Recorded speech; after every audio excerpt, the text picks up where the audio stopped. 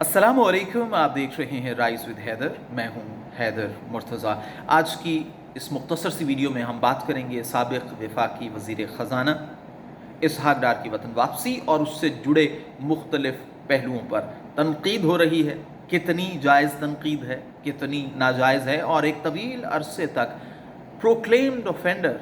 इश्तिहारी रहने के बाद उनका मुल्क का वज़ीर ख़ज़ाना बनना कैसा है, इस पर आज हम बात करेंगे। आपसे गुजारिश है कि चैनल सब्सक्राइब कीजिए और फेसबुक पेज ज़रूर लाइक कीजिए। तो जनाब आगाज़ करते हैं। ये तो आपको पता है कि साबिक़ वफाकी वज़ीर ख़ज़ाना इसहाक़ डार पर आमदन से ज़ायद असासे बनाने का मुकदमा था, जिसमें वो पेश नहीं हुए। फिर उनको इश्तिहारी करार दिया गया, उनकी जायदाद भी ज़ब्त की गई और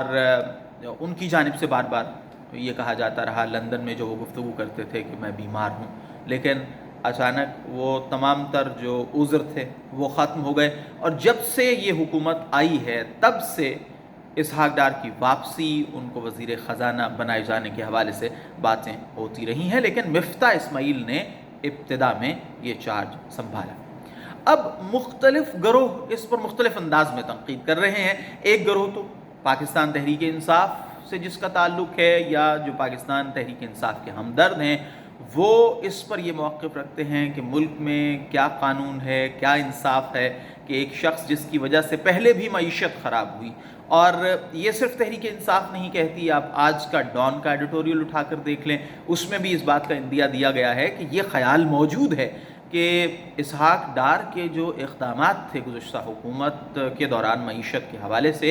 वो इक़दामात ऐसे थे कि जिनकी वजह से दोबारा IMF के पास जाना पड़ा। फिर ये गिरोह जिसकी मैं बात कर रहा हूँ सबसे पहले, वो ये कहता है कि आप इश्तिहारी हैं, आप मुल्क से बाहर रहे, आपको अदालतें बुलाती नहीं, आप आने के लिए तैयार नहीं थे, और फिर अचानक आप आ जाते हैं और फिर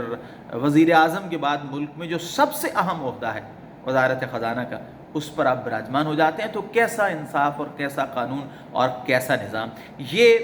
एक गिरोह है जो इस पर तनकीद करता है, लेकिन ये याद रहे कि सिर्फ़ और सिर्फ पाकिस्तान तहरीक इंसाफ से ताल्लुक़ रखने वाला ये गिरोह ही तनकीद नहीं कर रहा, बल्कि वो लोग जो PMLN के हमदर्द हैं, जो PMLN की हिमायत करते रहे हैं, जो PMLN की आवाज़ बनते रहे हैं, वो भी ये कहते हैं कि जनाब मुश्किल फ़ैसले तो लिए मिफ्ता इस्माइल ने, तनकीद तो हिस्से में आई मिफ्ता इस्माइल के, जुगतें पड़ी मिफ्ता इस्माइल को, मीम्स बनी मिफ्ता इस्माइल की, और अब जब मामलात कदरे बेहतर हुए हैं तो अब उसका क्रेडिट लेने के लिए जनाब इसहाक़ डार साहब तशरीफ़ ला रहे हैं, तो सारा क्रेडिट उनको मिलेगा। वो ये भी कहते हैं कि मिफ्ता इस्माइल ने जो इक़दामात उठाए उससे पार्टी की सियासी साख को तो नुकसान पहुंचा ही पहुंचा, लेकिन जो मुल्क को डिफ़ॉल्ट से, अकॉर्डिंग टू दैम, कि मुल्क को डिफ़ॉल्ट से उन्होंने बचाया, और सख्त लेकिन अप टू द मार्क बिल्कुल सही इक़दामात उन्होंने किए। लेकिन अब जब इसहाक़ डार आएंगे तो वो मईशत को ऐसी समत में ले जाएंगे जैसी समत में वो पहले लेकर गए थे, और उनके इक़दामात की वजह से पाकिस्तान को एक मरतबा फिर IMF की जानिब जाना पड़ा। अच्छा, इसमें एक और गिरोह है जिसका जिक्र करना ज़रूरी है। जब से मिफ्ता इस्माइल ने ये कलमदान संभाला, उस वक्त से लेकर आज तक PMLN के अंदर से एक गिरोह है कि जो मिफ्ता इस्माइल पर मुसलसल तनकीद के तीर बरसाता रहता है, और इस गिरोह का जो ज़्यादा ताल्लुक़ है और जो ज़्यादा इनका झुकाव है वो मियाँ नवाज़ शरीफ की जानिब है, मरीम नवाज़ की जानिब है, जबकि जो शहबाज शरीफ की जानिब झुकाव रखने वाला गिरोह है वो मिफ्ता इस्माइल का हमदर्द है। जर्नलिस्ट की बात करें तो बहुत से ऐसे जर्नलिस्ट हैं जो मईशत के हवाले से समझ बूझ रखते हैं, जो PMLN के लिए आवाज़ उठाते रहे हैं, जो PMLN के हमदर्द समझे जाते हैं, वो भी ये कह रहे हैं कि इस वक्त मिफ्ता इस्माइल को हटाना और इसहाक़ डार को लाना हरगिज़ मुनासिब नहीं है। अब पाकिस्तान तहरीक इंसाफ की अगर बात की जाए तो कल आपने देखा रहीम यार ख़ान में भी इस मौजू पर, इस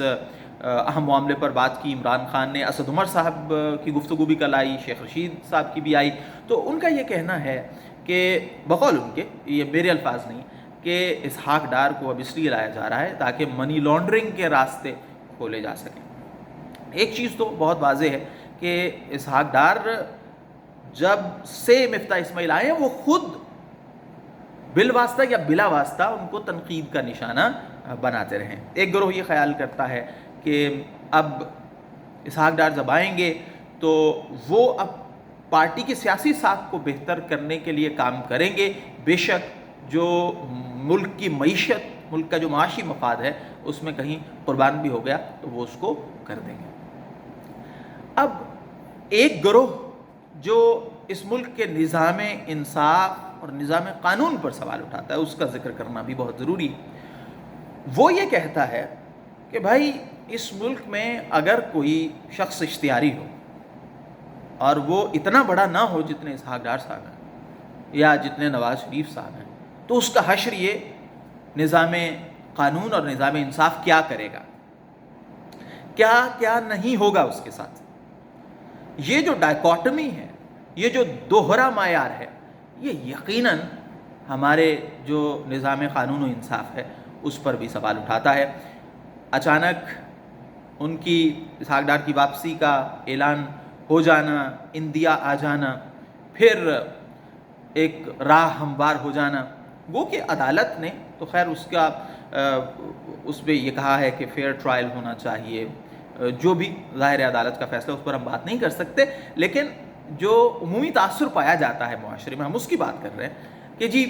جس کے پاس تگڑا وکیل ہے، جس کے پاس پیسے ہیں، تو وہ کوئی نہ کوئی قانونی راستہ نکال ہی لیتا ہے، اور جس کے پاس اتنے پیسے نہیں ہیں، جس کے پاس اتنا تگڑا وکیل نہیں ہے، تو وہ اپنی جائز آواز بھی